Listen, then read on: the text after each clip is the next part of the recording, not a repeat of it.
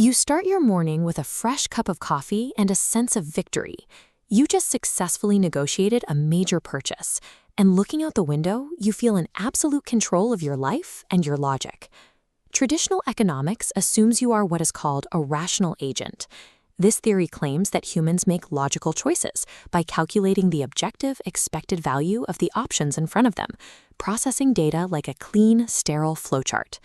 But that feeling of perfect rationality is a lie produced by your own brain. Instead of careful calculation, your brain relies on heuristics. These mental shortcuts are forged by evolution to process massive information almost instantly. While these fast evolutionary shortcuts are great for keeping us alive, they produce predictable, systematic errors that secretly hijack our daily routines. Let's audit that major purchase from this morning. The reason you felt like you won that negotiation is due to a specific systematic error, the anchoring bias. When you saw the initial high price tag, it established a cognitive baseline. It dragged your perception of a good deal artificially upward, leaving you feeling victorious even if you overpaid. A little while later, you leave for work. You merge onto a busy highway at 70 miles per hour, feeling completely comfortable, yet you are terrified about an upcoming commercial flight. This specific miscalculation of risk is driven by the availability heuristic. Our brains falsely elevate the statistical probability of an event simply because the memories are easy to recall. A dramatic plane crash dominates the news and sticks in your memory. Thousands of safe highway merges do not. Because we evaluate danger based on memory accessibility rather than statistical reality, our daily risk assessments are deeply flawed. You arrive at the office and meet a new coworker named Steve. He is quiet, tidy, and highly organized. Without a second thought, you judge him as being perfect for a strict analytical role. This snap judgment is the representativeness heuristic, a concept pioneered by psychologists Daniel Kahneman and Amos Tversky.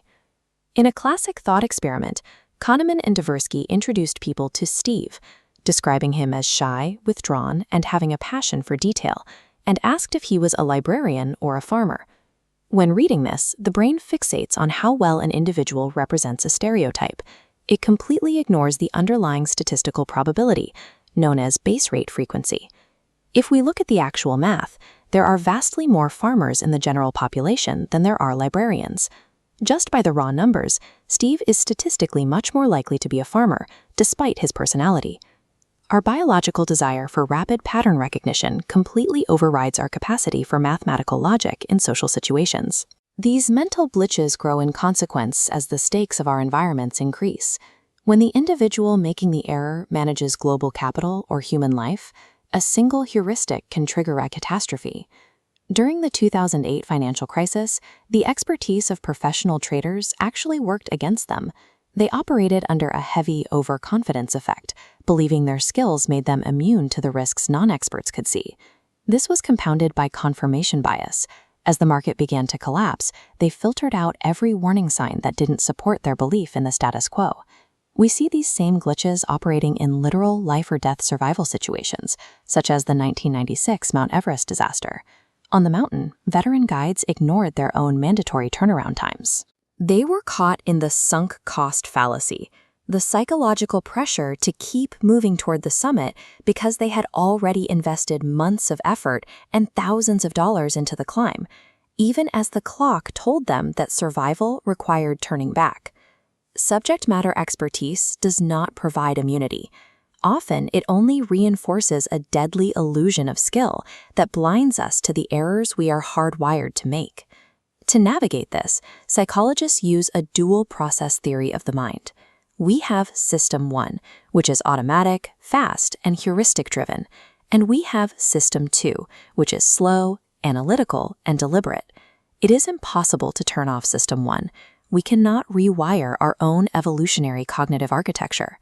But because cognitive biases are systematic and predictable, we can learn to spot them. We can map our own blind spots and intentionally force our analytical System 2 to engage when we face high-stakes decisions. We are inherently irrational creatures. Recognizing the invisible glitches in our own minds is the only way to reclaim true agency over our choices.